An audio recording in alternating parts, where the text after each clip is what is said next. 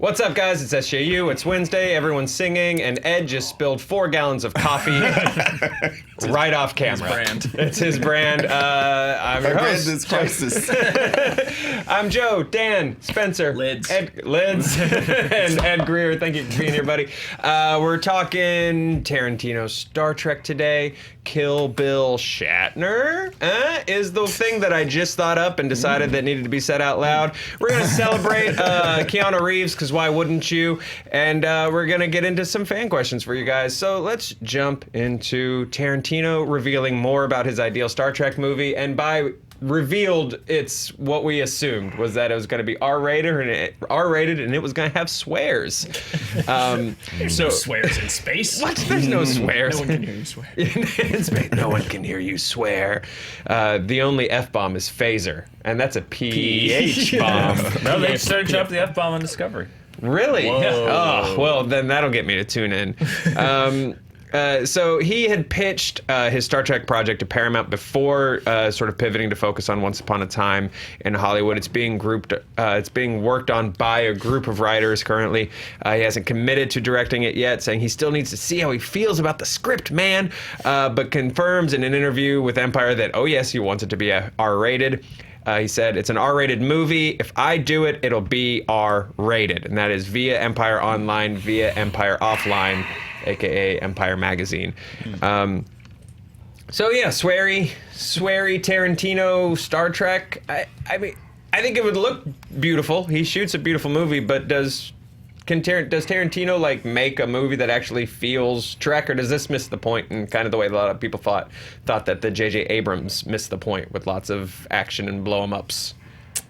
It's weird. As always, since the beginning of this project, I am intensely interested in what the finished product could be, but it seems more like a meta Trek, like a commentary on Star Trek. Because like here's the struggle of every Star Trek fan: is it sounds like a really interesting project, but at the same time, if you know the intention behind the creation of Star Trek and what Gene Roddenberry's vision of the future was, like, this just spits in the face of it in every conceivable way. So it's this thing of, it's the struggle of as these things grow, and there have been adjustments. Next Generation took things more toward conflict, which is something Gene Roddenberry didn't really like conflict between people, and that was good. The show needed that, because you can't have a show where nobody ever disagrees with each other. Right. But the idea of the Tarantino R-rated, I'm assuming, if it's on brand for him, lots of swearing and hyper-violence, like, that's an interesting take on it, but at the same time, it is utterly the opposite of the original idea of it. So it's like the thing of, like, as a Star Trek fan, are you excited by this new direction, or are you a little wary because, like, this is exactly the opposite of what this was intended to do, and if Gene Roddenberry were around, he would not be happy about this direction. Right. In any way, shape, or form. Well, what about you guys? Do you want to see Spock tie someone to a chair and torture them to a cool song? Yes, I want to see a giant alien foot that says the N-word a lot. No, there is a lane where this could work, which is that he could make it, giving him the benefit of the doubt that he does understand and love Star Trek, is like Starfleet could be the Boy Scouts, the buttoned up, post everything, happy family, and they could come into contact with, like, the Tarantino verse of space. And that's interesting, because for me, like you said, like, the conflict is always downplayed between the crew, or that's what Gene Roddenberry wanted. But it's interesting when a society that's progressed beyond, these petty things and is high-minded and doesn't have any money and et cetera, comes into contact with the society that doesn't, or is at each other's throats and is always doing shoot 'em ups kind of test over a briefcase or whatever, and how they mesh. Like, I want to see Starfleet come up against the Reservoir Dogs of aliens, and I think that doesn't like spit in the face of the vision, but I don't think who knows if that's what he's going to do with it. Yeah. Well, yeah, the idea of like pushing someone to be like, how hard do we have to push before sort of like the high morals and high mindedness of this sort of civilization can break or bend is interesting. Yeah. Ed. Feet, Gorns. I don't know, man. I like it as an artisanal experiment. somebody with such a great authorial voice through film, taking on a project and using his own take. I love that. Whether it's like Spencer does, or whether it's like, you know, the guys on the bridge are cursing at each other, or, you know, they're drinking Klingon 40 ounces or whatever, you know. But let's just get nuts. You know me. Let's just get nuts. You want to get nuts? David Mamet's Alien. You know what I mean? Like you know, Xenomorph Bloods for closers. You know what I mean? Like, let's just get nuts. All the great playwrights and writers just write all these sci-fi things. You know, Harold Pinter's Star Wars. Tom Stoppard's Predator. Yeah, they're just sitting there. Somebody's waiting for Luke. You know what I mean? Like, let's get nuts. All these, you know, waiting for Solo. Yeah. So that kind of stuff is just like, I think this is the classic thing that never happens. This sounds like the classic thing that never happens. But and if it did happen, I wouldn't want to see some ragtag bunch of bums who are awesome screenwriters, but a ragtag bunch of dudes approximating Tarantino's voice for a movie he's going to direct. I'd want him to do the full Monty if I want to watch that at all. If I want to watch Hateful Space, if I want to watch Hateful Space, I want him to do the whole Monty. I don't want him to be overseeing any staff. My bad. Sure. Paramount's desperate, right? Like, they've abandoned Star Trek in theaters, at least. Like, their actors abandoned them. Yeah. Everyone's gone their separate ways. That Star Trek universe is dead, and like, they don't have too much in the chamber as far as franchises go. So this could be like where they're willing to experiment when their backs are against the wall, and it's like, well, we have no ideas. Tarantino seems to have a new idea. People will see it out of curiosity. Screw it. Like, we literally have nothing to lose when it comes to Star Trek. Yeah. And more scum and villainy in Star Trek is necessary. You know what I mean? Like, it seems like I like Discovery. I'm one of like 17 people. Me and 15 ladies love Star Trek Discovery. And I think it's Hector Navarro. Oh, and 18 of you yeah. love Star Trek Discovery. Exactly. And I would see Endgame with him. It was pretty fun. So but the bottom line is, I want to see that dirty part of Star Trek, because not necessarily the cursing and all that jazz. That to me is not very mature. I think we're above thinking that that's mature. However, this concept that there's ever going to be space with no money, get out of my face with that. That's stupid. I love Gene Roddenberry, and I know that is an ideal, but it's never going to be. That even in space, there's dilithium. Dilithium ain't money. They constantly jacking each other for that. Dilithium ain't money. What the Ferengis use? Y'all ain't got no money? Well, the Ferengi have money. What the Ferengis be using? What, y'all ain't got no money? And it's interesting when they have to deal with them and they're like, oh, we're beyond money. It's like, well, that doesn't get me paid, so get the F out. So, but exactly. Like I said, what's your currency exchange for tales of adventure and an inspiring word or two? Right. So when those things clash against each other, I think there's room for some interesting Right. Room for conflict. Yeah. If he really wants to explore the universe, then I'm not closed off to the idea. It's just I just don't know, you know, if it's going to be like him. Which Tarantino are you going to get? Yeah. Are you going to get last few movies Tarantino, where he's like actually taking a genre, whether that's the Western or even more Kill Bill Volume 1, the martial arts movie, and like blending his voice into that, but it fits into that pattern, and you make a really good film in that genre. Like Django Unchained is a good Western. It's a Tarantino movie also, but it's a good Western. Like, can he do that? Or is it going to be more like the Death Proof thing? It's like, okay, here's the thing. Here's the thing I like. I'm just gonna come to it, and I'm just gonna turn it on its head, man. I'm just gonna take it and just spin it around. It's gonna be great. It's gonna be awesome, man. It's gonna be great. Just watch it. Here's the thing about the Enterprise, man. The Enterprise, man. And it's just like, you know, where it's like he takes the accoutrement of Star Trek. And it's just like, okay, here's Captain Kirk, and he's sitting in his chair, and he just blows a hole through the screen because it's awesome. Yeah. It's just like, okay, that's like, whoa, Quentin, like back, like it's over, but she F's. Yeah, exactly. Like, which one is it going to be? Is it the Quentin who makes something in a genre that is in his voice that's a good part of that? Okay, I could kind of be on board with that depending on a lot of things. But if it's just like, I'm a Star Trek fan and I'm going to take everything I love, right, and I'm going to do my thing, it's like, that's where I'm a little like, I don't know.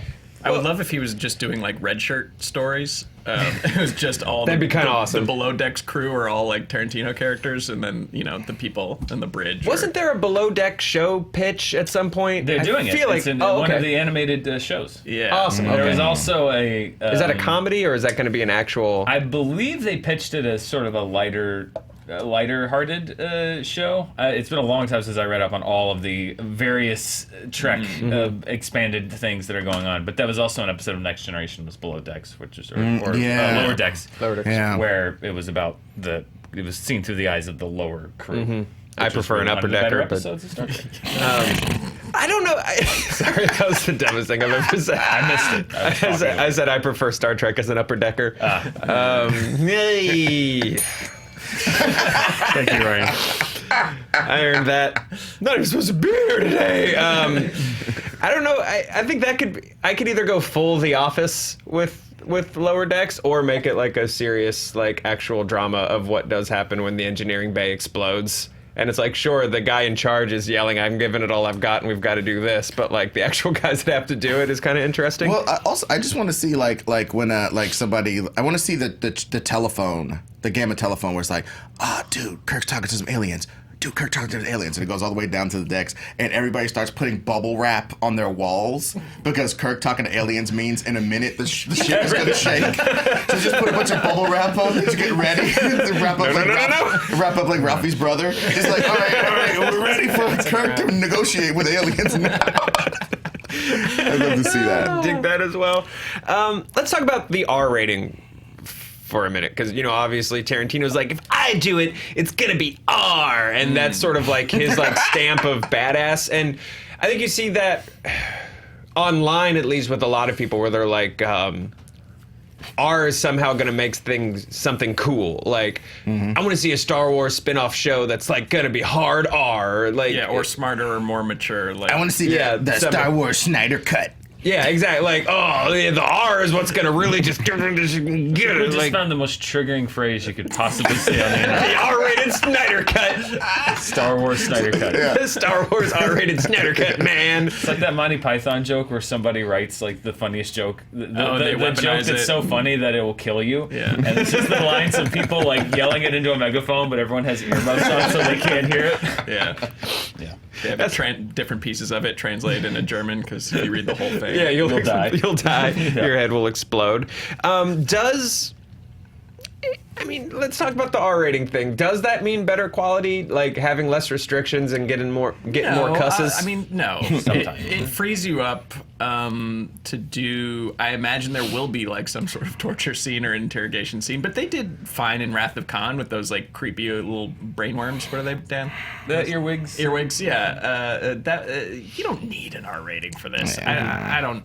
I don't know. If you get cancer, they got an injection for your ass, but they ain't got no sodium pentothal in the future. We got Truth Serum right now. It works pretty good. It's 500 the earwigs. I was wondering where you're going. Why you got earwigs? Why are you? Hey, I'm gonna set my phaser and put it in your eyeball. But hang on. Khan was more of a DIY guy. Like he was on like a Khan was stranded on SETI he was Alpha stranded. 5. There was a native creature to that planet. Yeah, he didn't have the That's true. necessary pack extra. implements. Yeah, your stuff doesn't. I'm just saying, when you're not in this situation, Your stuff doesn't have to be FDA when approved. it's not enemy mine, okay, and you're on a planet with an alien you torture them. When it's not that, I just don't. But obviously, Star Trek is as advanced as they want it to be, and that is, I think that's cool as far as like the story. It's as advanced as they want to be. If they want to get a cup of coffee from thin air, fine. But we still got to go down and talk to these dudes face to face so we can get captured. Okay. But that's the whole show. It is the whole show. The whole show is about diplomacy. Absolutely. Like that's Absolutely. And usually you're dealing with civilizations that are less technologically advanced. That's the kind of thing that's like, I don't want Star Trek to turn into a shoot 'em up because that's so much of what the show is. It's about, yes, there are other races that are violent and there are other species that are still dealing with conflict, but part of the show is, and the role of Starfleet is, you are attempting to come in and advance the galaxy as a whole by saying like, well, hang on, now let's hang. Like, we don't have to do this. Let's talk about this a little bit. And I know that a lot of people find that boring, and I get it. But and they do get into fights sometimes, Right. but it's never like hyper super hyper violence. Well, I At don't least not get from this- Starfleet, which is why I hope that's Right. not the direction if Tarantino Yeah. wants to do this that he goes, because that's a real betrayal of what that show stands for. Yeah, and I don't get this thing about how like the people go like the first series didn't have like conflict. They got off the wagon train and started smacking up green people. You know what I mean? Like a lot of the episodes are him romancing some and then running from some people because they misunderstood something. It was like There no, was always a little conflict bit. within the crew. or the But yeah, okay, I Federation, right? definitely get that. Well, you know, No I'm a- inter-crew conflict. Well, Yeah. you sort of bring up an interesting point where it's like either you're on board or you're off, and I think that's where the people's different takes on Star Trek becomes interesting, because the comment on like, really it's the far future, we can like materialize a cup of coffee, but we still have to like go down face to face, blah blah blah. And I think like those are the tropes, and it's like either you're on board or you're not. And so I think it'll be interesting to see directors play with that stuff, because it's like, looking at a movie now where, like a horror movie or something, where you're like, all you had to do was text each other. Like, people aren't going to text really in this movie. Like, but it's like, well, No. you either play with that or you don't. And I think sort of deciding whether or not to play within the tropes of Star Trek, or being like, bleh, and Well, but you can have your cake. You can have your not cake and eat it dismissing too. them, but like Right. choosing to bend or break. Well, you can have your cake and eat it too. My girl and I watched Star Trek. She introduced me to Star Trek, and she did it all backwards. She like showed me like Voyager first. So like I'm one of those weird people who like low production value on first 4 seasons of, before 7 of 9 terribleness aside. Mm-hmm. I love Janeway. I love the way they characterized her, because she was the captain who was alone. There wasn't calling up the Nautilus for us to come and bail us out. The Nautilus and the Tantalus and the Lila or whatever the hell weren't going to come out of hyperspace and save everybody. They were way in the Delta Quadrant by themselves, still trying to adhere to Star Trek principles and the Prime Directive and all that jazz. And it was super hard. And a lot of times, if she had just violated that, it would have been easier and plot expedient and save lives maybe even. But she had to stick to those rules, even out in the middle of space. That's tight. And there was an episode in particular where they got caught in like this weird parallel dimension, black hole sort of thing, a pocket dimension basically, that would suck people in and trap them there, and they couldn't escape. And there wasn't enough deuterium, dilithium, whatever, there to make their engines powerful enough to get the escape velocity to get out of here. And she came into this place, and they were all pirating each other. When somebody would be stranded there, all the other ships would seize upon it, rip them off for their resources, and hoard them, and leave them dead. And she came in there and fought some off and made a coalition and said, "Look, stop doing this. We can get together, and if we Get out. share resources, we can get escape velocity and get the hell out of here." And with her Star Trek mindset and her Prime Directive mindset and all this jazz, Starfleet mindset, she enabled these guys to form a coalition and escape hell, basically. A story like that in a movie with Quentin Tarantino swears and feet and all that jazz, I'm down for that. I'm down for that. I guess for me, So it's Janeway like, plus feet. Janeway feet. what is the meaning though behind the swears and everything? That's for me the ultimate question, which is like Logan worked because there were aspects of that character, the brutality, etc., and for that story that could not have been done as well in the PG-13 setting. Like Logan Wolverine is a very, very, and always has been, brutal and violent character, tortured, and so the R rating allowed them to explore those assets far more deeply than any other PG-13 Wolverine movie had done before, and it worked. Deadpool, same thing. R rating works because that is a character that doesn't filter himself, and so yes, you want the freedom to do that, and it works for that character. But to what end is the R rating going to serve the Star Trek story? Is it just because you want to swear in a Star Trek movie? That doesn't do it for me, because that's just not really inherent to that universe. It just seems extraneous. Well, they haven't done it yet, but I mean, it's in the tagline of like space, the final frontier. It's like if they take that seriously, then they're on the frontier, and it's a rough effing place. And if they find a way to make that work, then I'm all for it. But I just mean, like, if you want to do it just because, like, it's with I read Star Trek, okay. Yeah. I'm Will you glad do the you rest of wanna- the show in that voice? I'm glad that you, as Quentin Tarantino, want to do that, but does that make sense to the story you're telling? Sure. Particularly when you're in a genre like, R-rated Monsters University would probably be interesting too, but but it doesn't really make sense in that universe. So I'm very curious to see how you're going to fit that in. Tarantino's Monsters U. Yeah. Yeah.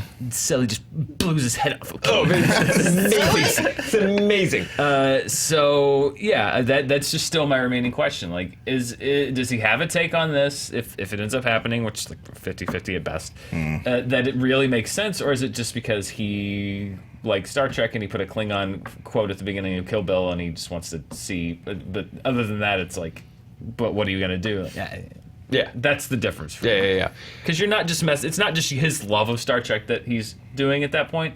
You also have to understand that you are trying to please a fan base that, has a certain love and attachment to things. It doesn't mean that things can never change, but at the same time, I think you do have to have some respect for what's come before, and making sure that you, if you're making a radical departure, that you can at least back that up with like, okay, I know, but hopefully when you see this out, you'll understand why I'm doing this, instead of just sort of going like off into space. Sure.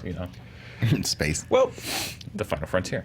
gentlemen, let's pivot to appreciate Keanu Reeves. But first, guys, if it's your first time here, welcome. This is SJU, Fandom Entertainment's morning show, where we do this. So make sure you like and subscribe. Thank you guys for being here.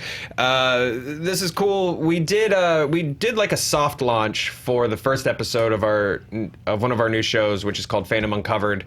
It's going to sort of explore, sort of niche fandoms and their loves and their passions and what drives them. The first episode is about Twilight fans. It covers we sent Roth and Max, one of our producers, to the city of Forks, where every year they still have this like really hardcore, intense like Twilight festival with people playing the characters, and everyone like stays in character for everything, and it's really pretty intense and nuts. We did a soft launch a few months ago. We're doing for you guys, sort of like as a sneak peek for the our hardcores. We're doing the official launch next Tuesday, June 18th. So we're actually going to drop it in place of SJU that day. We need you guys. I know you guys. Most of you guys have probably watched it already. If you're watching this show, so if you dug it, make sure to sort of shout it on the mountaintops for us. Help us support it and give it a really good, strong, sort of official public launch. We're really excited about it. And your fandom could be next. Yes. That's a threat. That is 100%. We'll make a documentary about you. A threat. Yeah, we will come to your home and just we're coming. So yeah, please make sure you look forward to that for us and help us sort of shout that guy on the rooftops and like and share it. It's going to be really cool. We're pretty proud of it. Smash that like button. Yeah, smash that like button. Bells Ryan. Yeah, guys. Let's talk Keanu Reeves. So he's having a pretty strong internet year. Oof, yeah. He has a strong internet presence in general. We'll get from sandwiches to memes. We'll get into that. So he sort of continued to steal the year this year, showing up at E3. He introduced the first look at this game, Cyberpunk 2077, which is he is also starring in, apparently. And even in just these brief appearances, you're yeah, look at that. Nice. Look at that. Sup, ladies? Yeah, It's like the beginning of CSI Miami.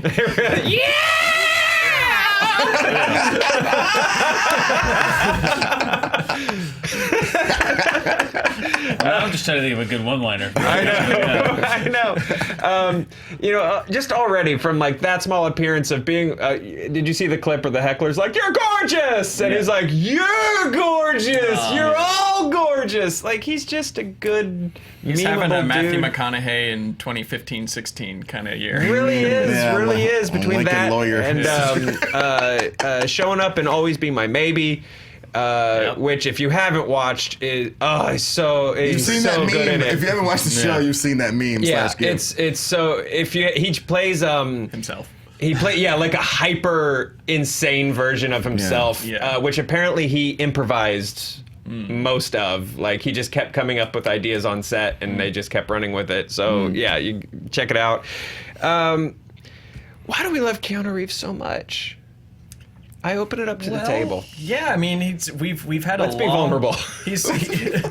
We're in an LTR with him, you know. Like we've known Keanu since the Bill and Ted days, and like just his journey, his rise and fall, and like the different ways his bogus journey. Yeah. The different ways he's entertained us throughout the decades is incredible, and like to do that without anyone having anything negative to say about you, and like by all appearances and all accounts just being like a humble, down to earth, like fun person to hang out with, like that builds up over the years, and now we can't contain it. Yeah.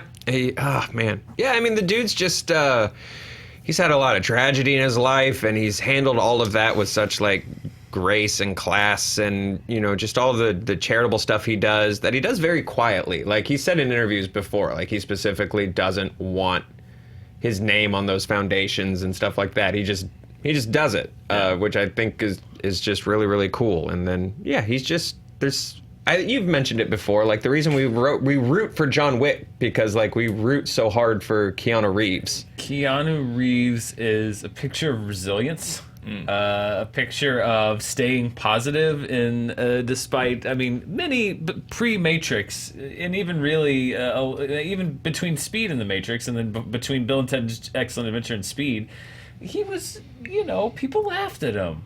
Mm-hmm. He got cast in the Dracula movie, and people were like, they laughed at his accent, and then, you know, then Point Break is kind of got this dumb surfer image, and then he like had a good movie in Speed, but then he did like Chain Reaction and stuff, and they're like, oh, you know, Keanu was good in Speed, and then he's great in The Matrix, and then he was in stuff after The Matrix, and John Wick is amazing, but like he's had these kind of gaps and lulls where people never, like he could have, you know, he could have been kind of like, oh, you know, whatever. Like, but he was always like super nice and super positive, and like everyone loves him. Like they felt bad for him when they thought he was sad. Sad Keanu meme. And I think it's just the fact that like the guy's been in the industry. Like, how many people do you know have been in the industry as long as he is? That's just like still so happy and passionate, and like you keep reading these stories like the last week or so, like of just like people that worked for him. Like I read one, I forget, I wish I could credit the person who tweeted it, but it's somebody who worked on a movie with him, and like they said that like they pulled up to the set of the movie on the first day of shooting, and like he turned to them and he just went to them and was just like, making movies, and just like sprinted out of the car, and then like he just seems like the kind of guy who's just like, whatever, man, I'm the luckiest guy in the world, like I have the best job in the world, I loved it. Like he's just seems to be that person, and I think people connect to it, and now even more so. It's just a time when people appreciate that kind of positivity and joy out of somebody like Keanu.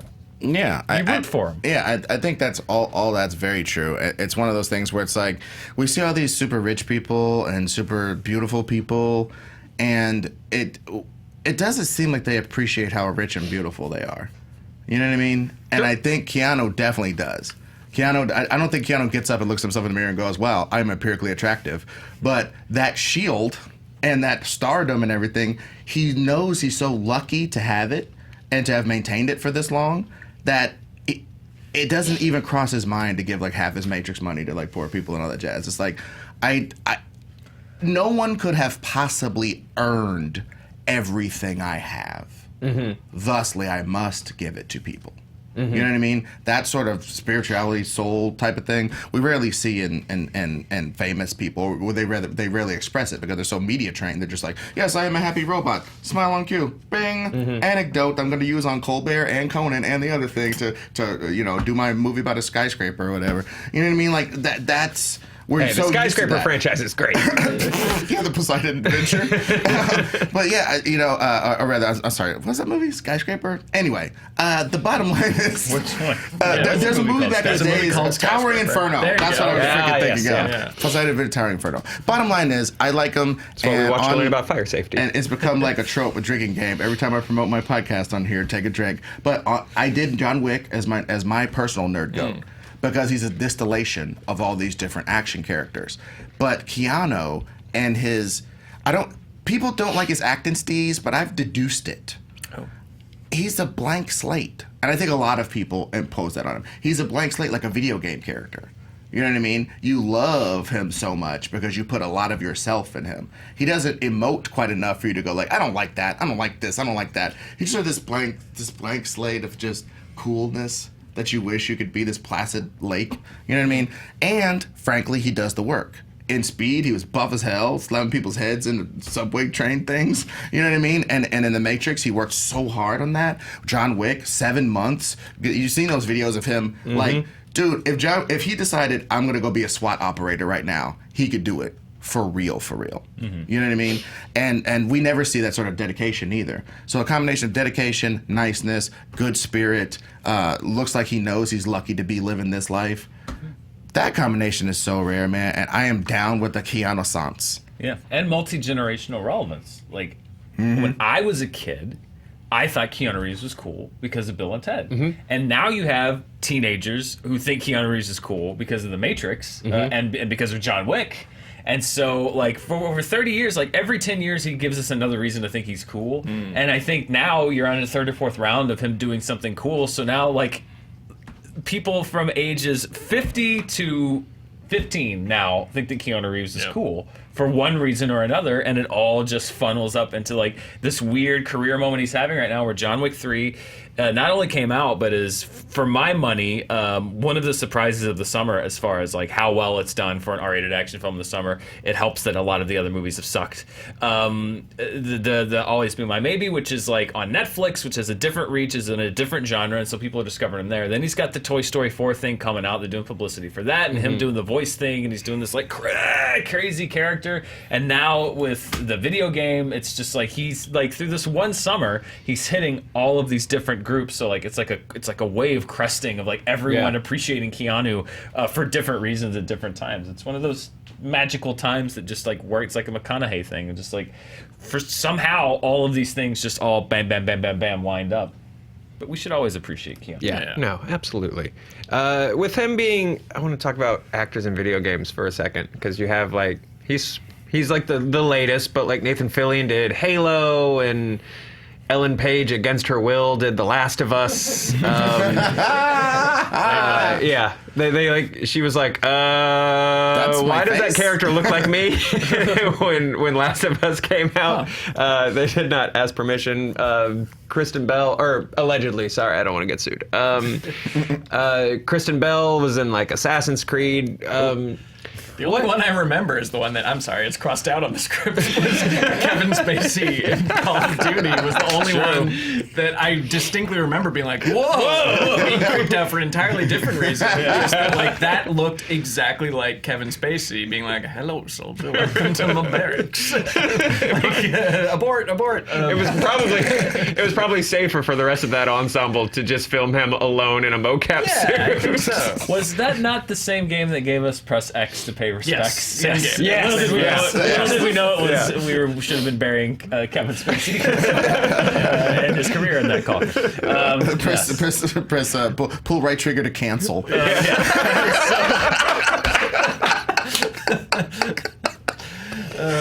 true. I was Deploy the grope shield. They should really come up with a patch for that game. You take on a whole new meaning. Yep. Sorry, I'm trying to segue to the goofy part of the conversation. Hey guys. Look at that. Yeah, look. Well, Jet Li famously would not motion cap himself for the Matrix because they would steal his moves. Yep, because they were gonna own his maneuvers. Oh yeah, Rami Malek. Is that actually him? Weird. And then real him is digital? No, I think that's Like, is he an actual digital construct? I like walks in the park. That's like fake. weird That's a deep fake. That is a deep fake. Wait, Kevin Smith? That's just Kevin Smith playing airsoft. Yeah, that can't be right. Yoga hosers. Wait, what game is that from? Call of Duty. What? Wow. They took your let's replace this Kevin seriously. And that's just a Michael Jordan typo error. We need Michael Jordan in this game. Womp. Bruce. So uninterested. Oh, that looks trash. Even with the digital gloss over his face, he looks as bored as he does. like, no facial expression clause in his contract. And why don't we just loop back to that time? And See, this stop is that like game. the challenging period of. I would almost prefer there had been more celebrity cameos in like the old N64 like wrestling games where everyone was just like a stretched block and their face sort of looked maybe there. Then it. Instead of that weird, we've almost got it right, Uncanny Valley. Let's wait until we get it fully right. There's a bunch Skip of this generation. Yeah, there's a bunch of bleached bones in that Uncanny Valley. Yeah. Yes. There's a lot. Yeah, it's like the difference between current Mass Effect and like maybe the first Mass Effect, where like the story's great, but like the visuals weren't quite there yet. So anytime someone talks to you, it's just this sort of weird pixelated guy that's just like. I still remember GoldenEye Sean Bean. It was like, Yes. But thanks, James. Well, I think I kind of prefer that. I do. In a weird way, it's just like that weird kind of. they got to go back to like Wing Commander and like Command and Conquer and stuff, where you'd play this really pixelated 2D 16-bit game, and they would just cut to like Then Carrie Word jumps video out. of Mark Hamill, just Yeah, like, that's good true. job, Commander. Yeah. Carrie Word jumps out of a tent in camo fatigues, and she's like, "Shake it, baby!" Yeah. Tia Carrera's like, good job. It was always in like they can only afford like this much set. Yeah. So it was always in like this much of a shot because they could afford to give Tia Carrera like a shirt, but not the bottom part of her costume. She knows she was wearing jeans or whatever. Yeah. And they would have like 4 feet of backdrop or green screen that they could afford to make this video, and that was it. You're gonna have to collect 7 more crystals to get past the Zorloks. She's just standing in front of a piece of chain link fence with like leaves And a strung strobe over light. it. Yeah, a strobe. And every one of those scenes always started like this. You would the end the good old level, days. and then the game would stop, and there'd be an awkward loading thing, and it would be stuck like this. So they leveled it, and then it would just go like this. Good job. Like they would hold on to reading the papers while the game was loading, but they would try to make you think they were just waiting. Like, good job, troops. Thanks for doing that mission. Anyway, it's time to head on to your next mission. Things were better when they were bad, kids. Remember that. They were not better, but it was always it was unique. Yeah. Things have always been unique. What actors need to get the video game treatment? Like, who needs to be the lead in like Cyberpunk 2088? I don't know. I'm just remembering when it recently went wrong was Dinklage in Destiny. I think they patched He him out. really hated it, right? I think I don't know if he hated it or what, but I think they just gave him Or was a received script poorly? with no context or anything, He because was told he sounded bored, right? Is that Yeah. the- very bored. And if no one explains to you, like, I played the game, I don't really understand what is happening. I'm just there to shoot. And it's like, oh, the avatars escaped the force field. You better go. It's just all variations on that. So you need to get them to either buy in or make it simple enough where they can understand it. Yeah. Or some voiceover director got fired because they were like, your character's disinterested. Yeah. That was not a good choice. That was a bad choice. Yeah, I don't know, like, I wish we'd go back and have the guy that played like Mr. Belvedere guide you along and yeah.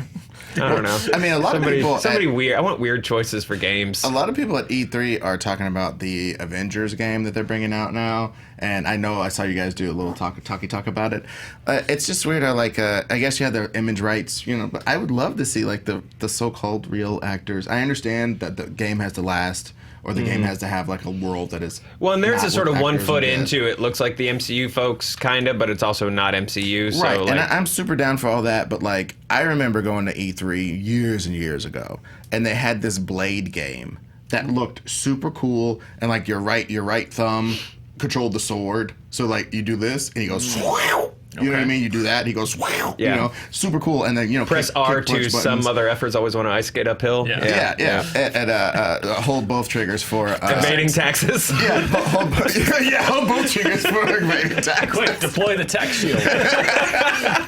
So like but it wasn't really Wesley Snipes' face. It was like Sticky Fingers or somebody. It seems like I don't know. It just seemed, and it was just a weird amalgamation of Sticky Fingers, the comic book, and Wesley Snipes. It just didn't have the thing. So I would love when there's properties like this, especially niche things like that. I don't know, you don't want to call Blade niche, but you know what I'm saying? Like it would be great for Wesley Snipes to come in and do a couple line readings and stuff, and Yeah. I'd love that. Press X to disrespect. And the combo is where he says, "Your world is a sugar-coated topping." Yeah. You gotta press X and square and circle. Sometimes I get nervous about like the like A-list actor led games because it's like there's like a really amazing talented crew of voice actors that have been like killing it for years, and it's almost like the A-listers moving from movies to TV. Where it's like, oh, they took our jobs. Like, well, dude, I don't want to see, dude, Paul Rudd or some damn body is doing like a commercial where he's on, it's Jason Bateman. Jason Bateman is on a Hyundai commercial. Sure. I want to burn that place down. I want to, whoever made that decision. There's a lot of people working hard for that commercial. That's ridiculous, dude. I'm sorry. There's a bunch of McConaughey's doing Lincoln and whiskey. But that's different because that brand needs the cool, laconic McConaughey to sell it. Okay, like people don't drive Lincolns anymore. Back in my day, my dad and them's generation, they like Lincolns, they like Cadillacs, they like a certain sort of. But now people are like, I don't want to drive a boat. Sure. And, that's stupid. So you gotta get somebody as cool as Matthew McConaughey going, hey man, you want to drive a boat? You have to get that. Whereas with Hyundai, I'm sorry, some fat dad-looking dude flipping burgers talking about, I can store all my shillings in this car. You know, that guy needs a job. Why does Jason Bateman need that job? That's wild, dude. I'm sorry. When all ads become ad? Yeah, he's like taking people from this floor to that floor to that floor, and then the couple says, hey, we're going to the Hyundai dealership. Oh, well, you're going to floor number 1. Anyone could have done that. I'm not influenced by Hyundai because this dude is in there. I'm not influenced by that. If Carmen Electra was doing that ad, I'd be more influenced than him. And she needs the work. You know what I mean? So somebody else who needs to work more, somebody who doesn't have Ozark and Arrested Development and a Q score higher than a lot of people should have that. They all do. George Clooney sells espresso machines. Yeah. You know? But again, espresso, man, you're not gonna buy some loser you don't know to sell you a $4,000 espresso machine. It's got to be George Clooney. Look, this is my coffee. This is how I wake up and be handsome. Okay, you need that. Hyundai should just be humble and admit it's for losers. Now you're gonna have the Hyundai people, the Mountain Dew people, the Mountain Dew lobby. Hi, I'm an anonymous schmuck. You can drive the same car I drive, I guess. But that's the thing. I wish I drove something else. A lot of other car companies will break out A-listers to sell you your products. Well, we know you're below that. This is gonna be amazing when we have a meeting later today, and they're like, "We're doing a block of SJUs that are sponsored by Hyundai." Not anymore. I'm just saying, let me be the guy, not Jason Bateman. Let's sell a And he Hyundai. doesn't even drive the car. I would buy it if he drove the car. If he got off the elevator and said, hey, I don't want to be an elevator operator anymore. I'm Jason Bateman. I'm going to go get a Hyundai. So what is the line that was in his contract? He won't touch anything. But Ed will. I'm going to name some products, and you tell me if they need an A-list. Yeah. Okay. Tostitos. No. Regular fat dad, hockey jersey. Fat dad, hockey jersey, go. Pepsi. Now that's interesting because they're number 2 in market share, so they need a little coolness. I think it's occur, as they say, for then they'll use Cardi B and Rihanna and Kylie Jenner. They need Arby's. I think they need that. I think they need celebrities to make their brand This is a tough just one. cool enough. Arby's. Arby's. Right now it's H. John Benjamin. You know what? We have the meats. See, Yeah. Arby's We're sandwiches. is perfect because they've split the difference. Famous voice in H. John Benjamin from Archer and et al. And they used to have Ving Rhames. Ving Rhames used to tell Butch that his LA privileges were revoked and then eat an Arby's sandwich. It used to be Ving Rhames' voice. We have the meats. That was Ving Rhames. So they I thought split. that was Keith David for some reason. No, I don't think so. Rhames, all right. So Ving Rhames Very and H. similar John Deep Benjamin. Timbers. Yeah, both very famous voice people. So I think they split the difference. Half famous, half not.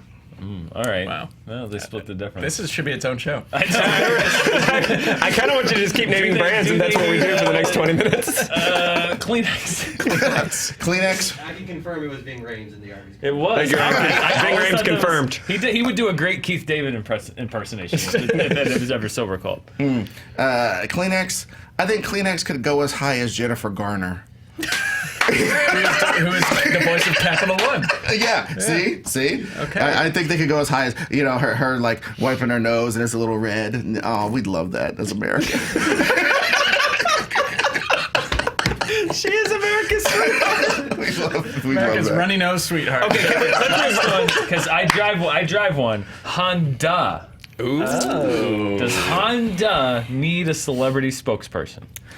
I don't know, man. With that reliability and resaleability, I don't think they need to hire. I think it depends on what They they need a want to do. sensible spokesperson. Yeah, they need a sensible person, somebody that maybe was famous a little while ago, and that they invested their money and retired young.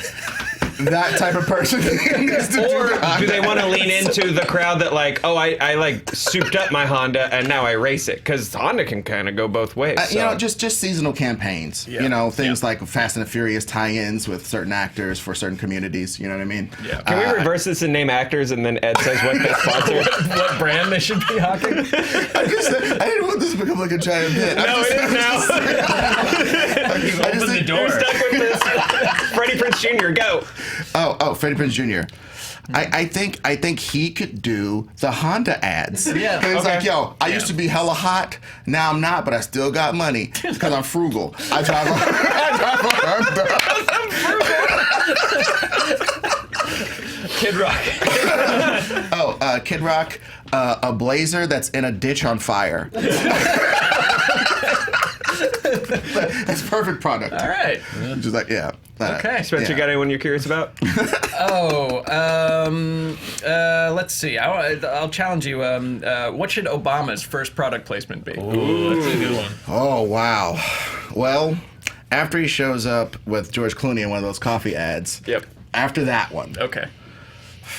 I think Japanese canned ham.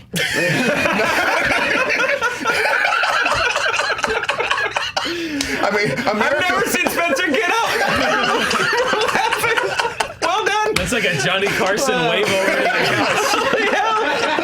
I didn't see that coming. because he's too famous to sully his name for the American market, but the Japanese so- would eat it up. When I reach for a canned ham, Or would it be like that? Suntory ham. Or would it be like that Chinese? It reminds me of the spam in Honolulu. that Tom Hiddleston Yes. thing? Would it be like that, where it's like Making POV and Obama's like, "Hello, It's gonna you be want some like, canned ham? it's gonna be like Lost in Translation starring Obama. Thanks for having lunch with me and Michelle." There are many choices when it comes A little to salty, but don't let that stop. Michelle, hey, come over here and try this ham. Oh, she's too busy working out. Staying in shape. But yeah, so like I just think just match the actor to the brand. All right. Guys, I don't think we're gonna do better than canned ham. I know we were gonna do a few fan questions today, but you go out gotta on end on a canned laugh, ham, yeah. man. You gotta go out on canned ham. That's the show. We'll get to some more fan questions later this week. Thank you guys for watching. Like and subscribe. Fandom Uncovered on Tuesday. We'll see you guys later. Bye.